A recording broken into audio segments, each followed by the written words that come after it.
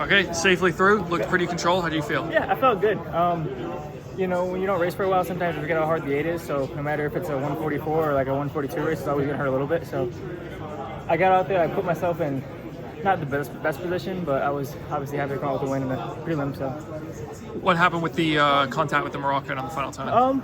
I don't know. At least from my recollection, it seemed like he was trying to get in, and I wasn't trying to get bullied into the inside of the rail. So I was just holding my position, and I hope and I think they saw it the same way. But I met the kid too, and he's a great guy. So it just shows to go on the track, like things are just obviously different. But yeah, I think it was just a little mishap, and I don't think either of us kind of were catastrophic off of what happened. I don't know how he finished or not, but I think he was 6th or something. was he? Okay. You know what happened to Cole? Did it make you nervous though about any contact like that? Not really. I mean, at least from what I saw from position, I thought I was in pretty good standing. I think if anything, he was kind of coming into my lane, but that's track, and I was trying to hold my position and not kind of get pushed into the inside. So I figured I was all right.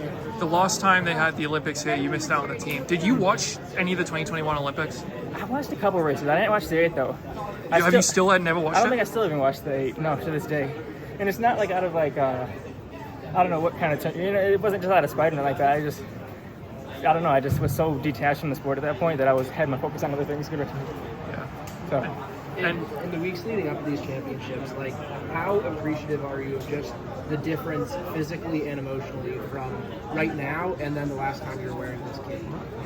Yeah, I think this time I kind of feel a little more confident. Last time I was kind of battling through some stuff, but this time like I feel healthy. I had good training blocks. I'm with a good group, and just headspace is right, you know. So everything's working out pretty good. So how's everything been since USA? You had no races.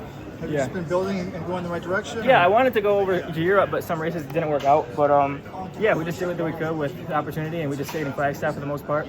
Been bounced over to Hawaii and came here about a week ago, so it's been fun. I've really been enjoying the past few weeks, so it's been good. When you say they didn't work out, like did they not let you in, or what was the problem? By my understanding, I couldn't.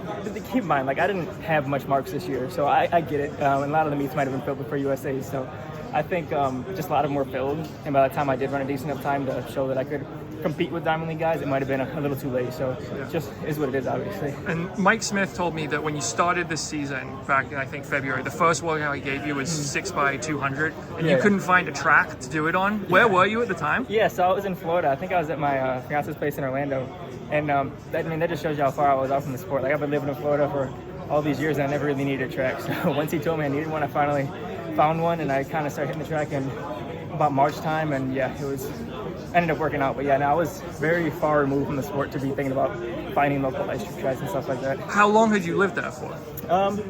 I've been in Bradenton since like 2020, 2021 or something like that. So I was down there. I moved to a different part of Florida now, but yeah, I've been in Florida for a minute now. Okay.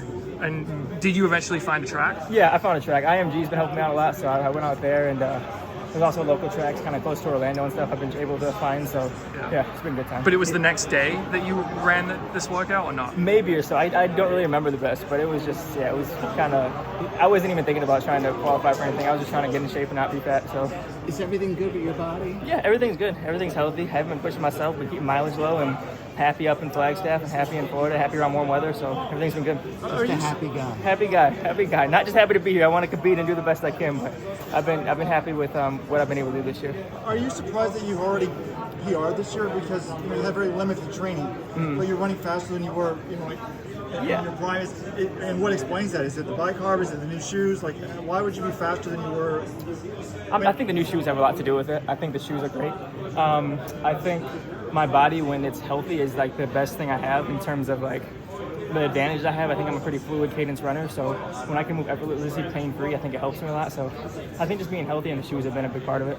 The training shoes or the spikes? The spikes. Do you use Bicop? No.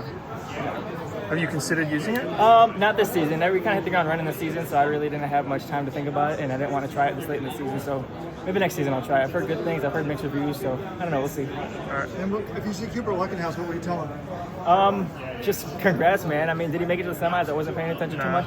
He made it to Worlds as a 16-year-old. That's amazing. You know what I mean? So I hope the running community is super gracious towards him after this result and just appreciative of what we have. An amazing 16-year-old phenom. So yeah, he's special. I'm excited to see what he does. Great. Thanks, Donavan. Cool.